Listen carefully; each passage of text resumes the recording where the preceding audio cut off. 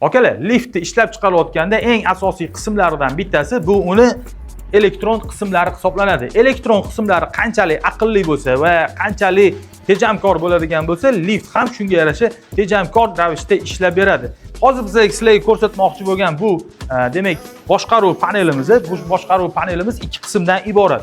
Ikki qismdan iborat bo'lishiga sabab liftlar ikki xil bo'lishi mumkin. Ya'ni mashina pomesheniyasi bor bo'lgan liftlar yoki mashina pomesheniyasi yo'q bo'lgan liftlar.